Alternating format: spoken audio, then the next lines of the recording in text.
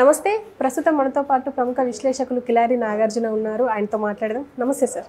నమస్తే సార్, ఓదార్పు యాత్ర స్టార్ట్ చేశారు అనుకోవచ్చా జగన్? ఎందుకు అంటే పిన్నెల్లిని కలవబోతున్నారు అని చెప్పేసి వినిపిస్తుంది.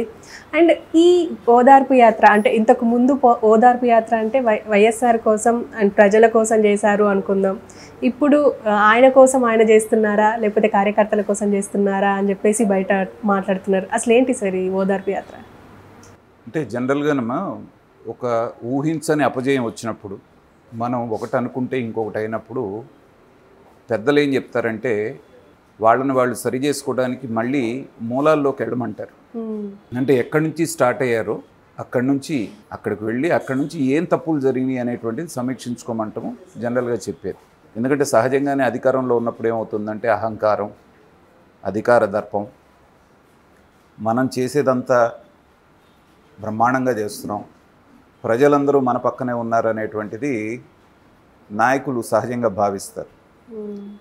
అది జగన్మోహన్ రెడ్డి గారి విషయంలో ఒకంత ఎక్కువగా అనిపించింది.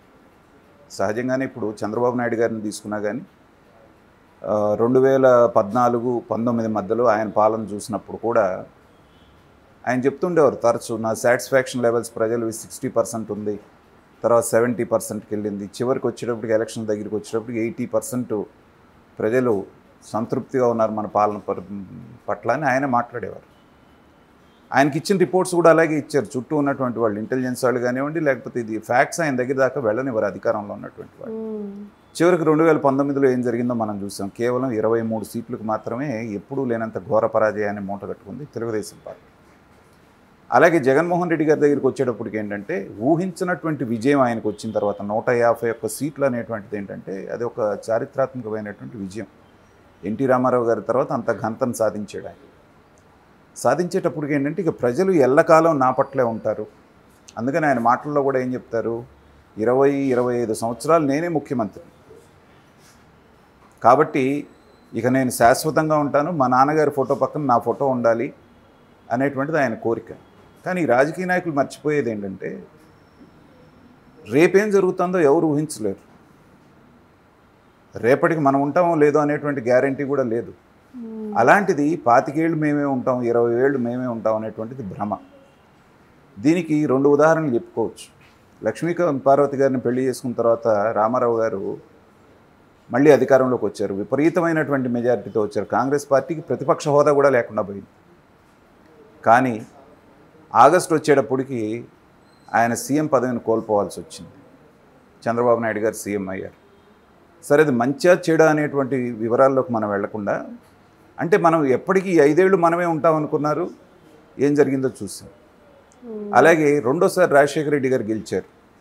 కొత్తగా ఏ ప్రామిసెస్ చేయకపోయినా ఆయన అమలు చేసిన సంక్షేమం, ఫీజు రీఎంబర్స్మెంటు, ఆరోగ్యశ్రీ మూలని ప్రజలు ఆయన్ని గెలిపించారు. కానీ ఇంకొక 5 సంవత్సరాలు నేను పాలిస్తానన్న రాజశేఖర రెడ్డి గారు నెలల వ్యవధిలోనే మనందరికీ దూరం అయ్యారు. కాబట్టి ఇవాళ అనేటువంటిది మాత్రమే మన చేతిలో ఉన్నటువంటి, ఈరోజు మాత్రమే చివరి రోజు అన్నట్టుగా రాజకీయ నాయకులు పనిచేసి వీలైన కాడికి మంచి చేయగలిగితే నిజంగా మీరు 25 ఏళ్ళు మీరు ఉండే అవకాశం ఉంటుంది. అంతేగాని ఇవాల్టిని వదిలేసి నేను ఎప్పుడో 25 ఏళ్ళ దాకా నేనే ఉండాలని పరిపాలిస్తే ఏమవుతుందంటే మొన్న చూసినట్లాంటి రిజల్ట్సే వస్తాయి. కేవలం 11 సీట్లు ఎవరు తెలుగుదేశం వాళ్ళు కూడా ఊహించలేదు. ఆ షాక్ నుంచి కోలుకోవడానికి జగన్మోహన్ రెడ్డి గారికి కొంత సమయం పడుతుంది. చూస్తున్నాం, మనం సమీక్ష చేసుకుంటున్నారు. అయితే దురదృష్టవశాత్తు ఆయన తప్పు చేయటం వలన ఓడిపోయాను అనేది ఇవాళకి కూడా ఆయన రియలైజ్ అవ్వట్లేదు. నేను అవ్వాతాతలకు అన్నీ పంచాను, అన్నదమ్ములకు అన్నీ ఇచ్చాను, అక్కజెళ్ళకి అన్నీ ఇచ్చాను, ఇన్ని చేసినా నేను ఎందుకు ఓడిపోయాను, ఆ ఓట్లన్నీ ఎటుపోయినాయి అంటున్నారే కానీ ఆయన పార్టీ వాళ్ళు చేసినటువంటి అరాచకాల అధికారాన్ని అడ్డం పెట్టుకొని వాళ్ళు మాట్లాడినటువంటి మాటలు, ఆడవాళ్ళని అవమానించేటట్టుగా అసెంబ్లీలో మాట్లాడినటువంటి మాటలు, నడి రోడ్డు మీద జనాన్ని నరికి చంపినటువంటి సంఘటనలు, ఒక సౌమ్యుడైనటువంటి ఒక డాక్టర్ని పిచ్చోడని ముద్రేసి చంపినటువంటి సంఘటనలు, ఇలా చెప్పుకుంటూ పోతే కోకొల్లలుగా ఉన్నాయి. దీన్నేది జగన్మోహన్ రెడ్డి గారు కానీ వాళ్ళ పార్టీ వాళ్ళు కానీ సమీక్షించుకోవట్లేదు. సమీక్షించుకోకుండా గతంలో మనల్ని గెలిపించింది ఏంటి, ఓదార్పు యాత్రతో మన ప్రస్థానం ప్రారంభమైంది.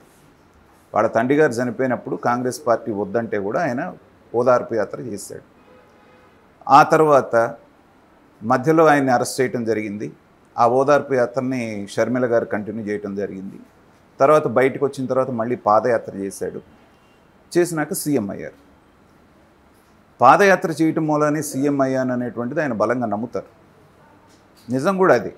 ఎందుకంటే జనం దగ్గరగా వెళ్ళటం, ఆప్యాయంగా చూడటం, వాళ్ళకి ముద్దులు పెట్టడం, తల సవరదీయటం, ఇవన్నీ చూసిన తర్వాత మన ముఖ్యమంత్రి అని చెప్పేసి అని యువకుడు అని చెప్పి తెచ్చుకున్నారు. కానీ 5 ఏళ్ళు ఆ జగన్మోహన్ రెడ్డి ఎవరికి కనిపించలేదు. ఆ రోజున పాదయాత్రలో అంత ప్రేమ చూపించిన జగన్మోహన్ రెడ్డి గారు సాధారణ ప్రజలకు దూరం అయిపోయాడు ఆయన. కాబట్టే వాళ్ళు ఓడించారు. ఇప్పుడు ఏమనుకుంటున్నారు సమీక్షలో, ఓహో మళ్ళీ మనం ప్రజల దగ్గరికి వెళ్ళాలన్నమాట. ప్రజల దగ్గరికి వెళ్ళాలి అనుకోవటం వరకు కరెక్టే. ఎందుకంటే అల్టిమేట్గా ఎవరైనా సరే ప్రజలతోటి వాళ్ళు కలిసిపోతేనే, ప్రజల ఆకాంక్షలు తీరిస్తేనే అధికారంలోకి వస్తారు. కానీ పాత ఫార్ములా అయినటువంటి ఓదార్పు యాత్ర అన్నప్పుడే ఇబ్బంది వస్తూ ఉంది. మీరు అన్నట్టుగా ఇవాళ ఓదార్చడానికి వెళ్ళింది ఎవరిని? పిన్నెల్లి అంటే ఇవాళ రాష్ట్రం అంతా తెలిసింది ఏంటి? ఈవీఎంలు పగలగొట్టే ఒక ఎమ్మెల్యే, మాజీ ఎమ్మెల్యే, అడ్డం వచ్చిన వాళ్ళని బెదిరించేటువంటి ఎమ్మెల్యే, నోటికి ఎంత వస్తే అంత ఇది చేసేటువంటిది, ఒక మాఫియా సామ్రాజ్యంలాగా ఆయన నియోజకవర్గాన్ని చేసుకున్నటువంటి ఎమ్మెల్యే.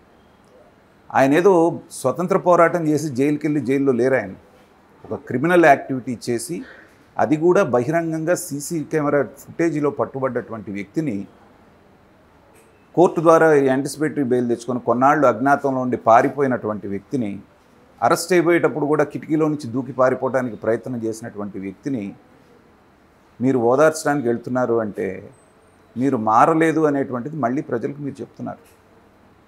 ఇందాక మనం అనుకున్నట్టుగా ఇలాంటి వాళ్ళ చేష్టల మూలానే ఆయన పార్టీ ఓడిపోయింది. ఇవాళ ఒక పిన్నెల్లి రామకృష్ణారెడ్డి గారు చేసినటువంటి చేష్టల మూలాన, ఒకటి అంబటి రాంబాబు గారు, కొడాలి నాని గారు, తర్వాత రోజా గారు, ఇలాంటి వాళ్ళు మాట్లాడినటువంటి మాటల మూలాన, తర్వాత అనంతబాబు అనేటువంటి ఎమ్మెల్సీ చేసి దళితుడిని డోర్ డెలివరీ చేసినట్టు, వీళ్ళందరూ క్రిమినల్స్. మాట్లాడేటువంటి మాటలు కానీ చేసే చేష్టలు కానీ. సో ఇలాంటి వాళ్ళని మీరు వెనకేసుకొచ్చినప్పుడే మీ ఓటమి అనేది ఖరారైంది. కానీ ఓదార్పు యాత్ర అనే పేరుతో మళ్ళీ మీరు అదే తప్పు చేస్తున్నారు. ఎవరిని ఓదారుస్తూ ఉన్నారు? మొన్న ఎలక్షన్ రిజల్ట్స్ రాగానే కొంతమంది మీద దాడులు జరిగింది. ఏది? వైసీపీ కార్యకర్తల మీద. అదృష్టవశాత్తు ఎవరికి ప్రాణాపాయం కలగలేదు.